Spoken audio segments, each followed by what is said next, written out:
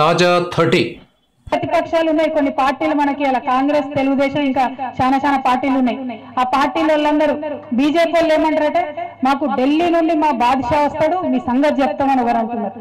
ఇంకొకరు కాంగ్రెస్ వాళ్ళు ఇప్పుడు ఎవరు లేరట, కొత్తగా బాహుబలి వస్తాడట, ఆయన వచ్చి మనకు పని చెప్తాడని ఇంకో అంటున్నారు. నేను ఒకటే మాట చెప్తున్నా, మాకైతే మా ఆడబిడ్డల రూపంలో ఊరికొక కేసీఆర్ ఉన్నాడు, మాకేం టెన్షన్ లేదు. ఎలక్షన్ ఇయ్యాల కాదు, ఎప్పుడు పెట్టినా సరే మేము సిద్ధంగా ఉంటాం. కాకపోతే మేము ఓట్ల కోసమో ఎలక్షన్ల కోసమో రాజకీయాలు చేసేవాళ్ళం కాదు. ఎందుకు కాదంటే మీకు ఒకటే విషయం చెప్పాలి.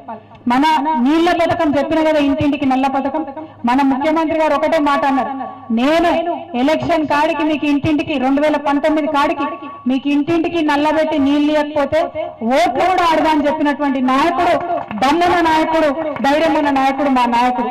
అట్లా ఏ ఒక్కరు కూడా చెప్పారు. కనీసం ఒక సర్పంచ్ గారిని, సర్పంచ్ సార్ మరి నువ్వు ఎన్నికలలో ఎత్తి చాలా మాటలు చెప్పినవి చేయకపోతే రాజీనామా పెడతావంటే పెడతాడా? మరి అటువంటి ఒక ముఖ్యమంత్రి అంటాడు ఇవాళ నేను చెప్పిన పని నీళ్లు ఇంటింటికి ఇవ్వకపోతే 2019 నాటికి నేను ఓట్లే అడుగా అని చెప్తున్నాడు. అంటే ఎంత ధైర్యం ఉన్నది, ఎంత విశ్వాసం ఉన్నది, ప్రజలంటే ఎంత ప్రేమ ఉన్నది అన్నది మీరు ఆలోచన చేసుకోండి. కాబట్టి ఢిల్లీ నుండి బాద్షాలు వచ్చినా, కొత్త బాహుబలులు వచ్చినా మనకేం ఫరక్ పడేది లేదు. 2019లో కూడా ఎన్నికలలో ఖచ్చితంగా గెలిచేది టీఆర్ఎస్ పార్టీయే, తెలంగాణలో ఎగిరేది గులాబీ జెండా అని మళ్ళొకసారి మీ అందరికీ తెలియజేస్తూ మా ఆడబిడ్డలందరికీ ప్రత్యేకించి పేరు పేరున నమస్కారాలు చేస్తా ఉన్నాను. Thank you viewers. ఈ వీడియో మీకు నచ్చితే లైక్ బటన్ టచ్ చేయండి.